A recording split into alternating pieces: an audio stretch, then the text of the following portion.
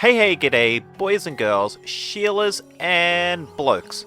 My name's Jacob, and today I want to share 7 old world features I'd like to see brought back in Monster Hunter Wilds, its expansion, or any future games beyond them. So I've spent the last couple months playing through older Mon Hun games for that Hammer video many of you have watched. I just want to say again very quickly, thank you for supporting that video and me. Anyway, going on that journey through Monster Hunter's history, I ran into many old forgotten features, some great and others not so. But I'm only going to be talking about my favourite ones today. These 7 features aren't in any particular order, this isn't a top 7, but I will save my favourite for last and start with the least likely one to return first. So onto said first feature, I want to see hunt preparation. When I say hunt preparation, I'm talking about actually working to gather supplies and be stocked ready to depart on each hunt.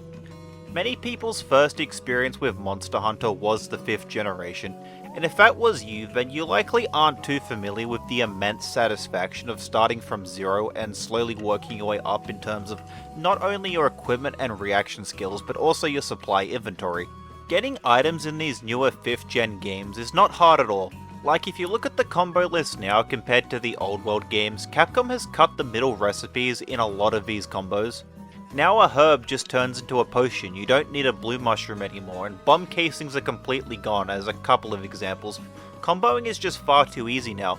Starting in Iceborne, you didn't even need to worry about many of these item combos thanks to the inclusion of the Steamworks. This minigame gives many useful freebies just for holding a button, like, wow. Monster Hunter Rise isn't any better either, with its lottery drops after nearly every hunt, handing you out powerful items like traps, bombs, and drugs as early as your first gathering quest.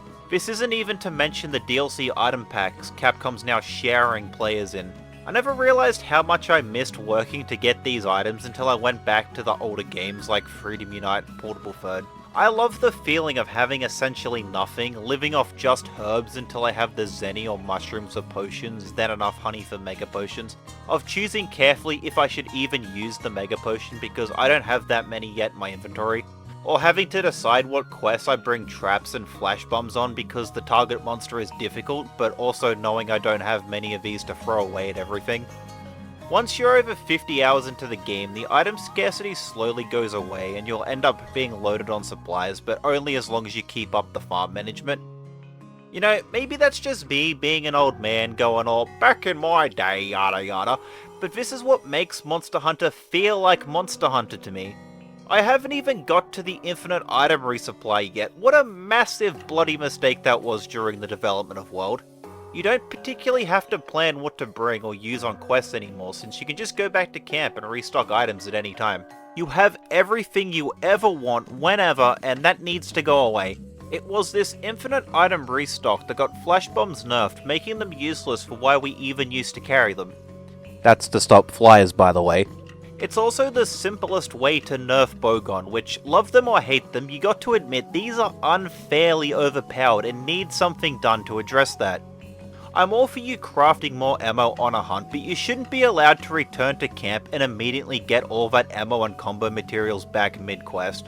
I remember back during my 4 Ultimate Online days, I used to hunt with some gunner mates, and we'd organise in the hub for me to carry spare ammo, and then when we're out on a hunt, they'd give me a ping and have a little shout out, so I'd walk over and trade them what they want, because I'm using a hammer, I am a blade master, I don't need what's in my gunner pouch. Again, this is hunt preparation. I'm holding out hope for Wild, since in the trailer it looks like the Chocobo has a saddlebag that may contain a limited number of supplies for a restock, and I'm happy with that as a compromise. I don't expect Capcom to backtrack on the combo list streamlining, but the item resupply I'm thinking they hopefully might. And I'm especially hoping they backtrack on Rise's decision to remove hot drinks and cool drinks, along with making all monsters visible on the map. This is supposed to be a hunting game. It's called Monster Hunter, not Monster Action. Anyway, with Rise on the mind, this will lead into my next feature, Switch Skills. I love Switch Skills, and when I say Switch Skills, I'm not talking about Silkbinds, which do fall under the Switch Skills category. No, I'm specifically talking about the first 3 Switch Skill slots that mix up your basic moveset. I love this system and I want to see it brought back in every future Monster Hunter game and expanded upon because getting to customize your moveset to play how you like is very fun. It can add a lot of personality to your hunter alongside the armor and weapon cosmetics which we can now freely customize. You can make your hunter exactly how you vision them. In my hammer video I mentioned how I love turning my charge attacks into its own combo with the courage switch skill. I want to do this and more. In Sunbreak when I play Sword and Shield, I invest into a more shield style type of attacking for lots of KOing. I mean, I'm a hammer bro at heart. If I'm not on the hammer, I try to play everything like one, it's in my blood. Monster Hunter Frontier has a similar thing with its weapon styles that change up the weapon's attacks. Sword and Shield over there gets this really cool fencing attack combo instead of its usual one.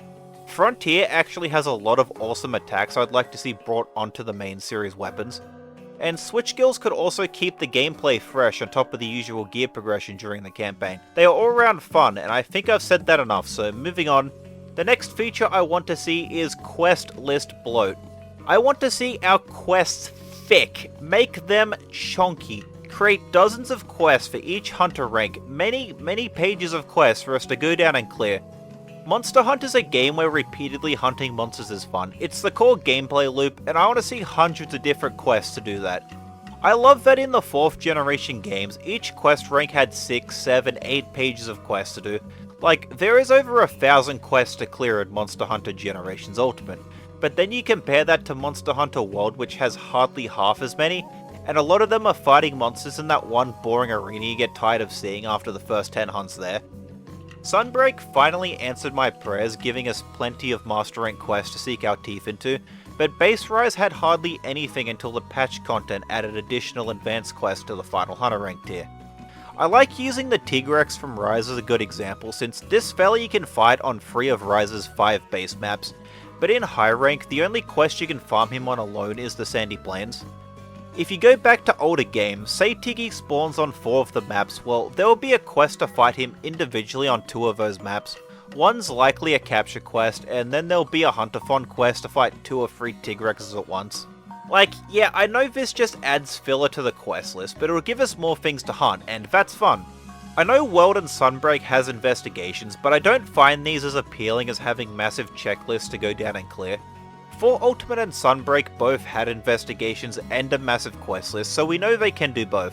I love the quest bloat. It extends the usual player's playtime massively in a way that feels like you're making good progress clearing each page. And it just makes farming for materials more fun than fighting the same monster at the same place over and over again. Please make Wild's list large and throw us lots of different monster combinations, people will love it. Speaking of additional quests, I want to see Intrusions return, or warnings, whatever you like to call them. Intrusions was something that could occur randomly when you're finishing a quest, jump scaring the hunters and automatically beginning a new quest to hunt down a dangerous monster that's broke into the hunting grounds. These intrusions added an additional layer of challenge to the game because now you're fighting a powerful new monster with whatever supplies and carts remain from the hunt you just completed. The footage I'm showing here was from when I was playing Portable Third. My mate and I had a Devil Joe jump us after our Rathalos hunt, and I wasn't prepared for either of these monsters in my shitty Jezzychii armor. Like, man, I was really throwing here, sorry. Anyway, this of course could only work if item resupply isn't a thing like in World and Rise, because that kinda defeats the challenge.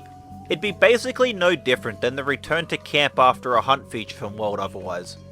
I think intrusions are what I'd call the most criminally underused feature in Monster Hunter. I think these should be brought back in future games.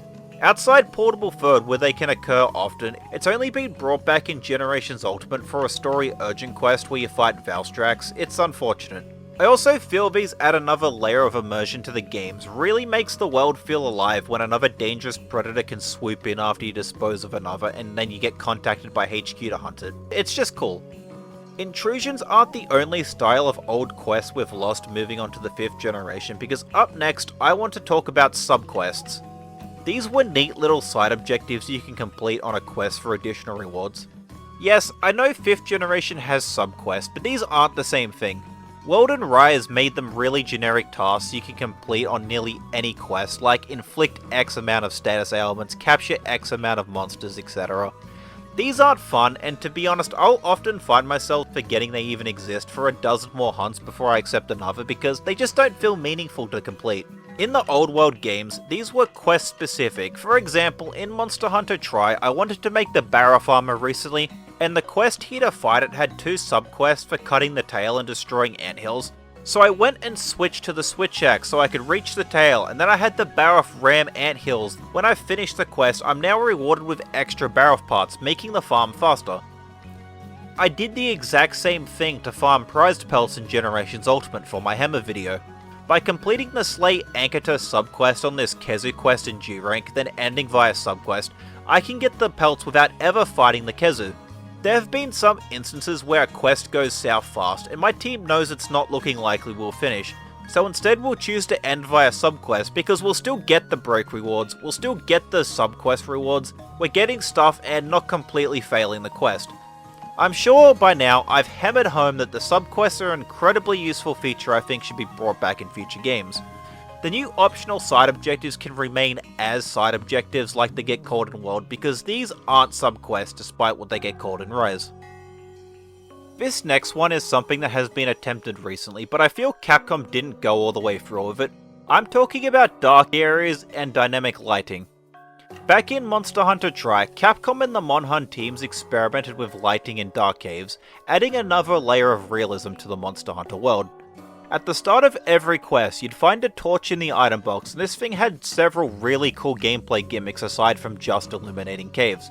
Starting here with my favourite use for it, the sword and shield could hold the torch in your spare hand when the weapon's unsheathed. There were some monsters that could react to you holding a torch, such as the Bonobra that are attracted to light like bugs in the real world, or the leech like Gigi who feared it.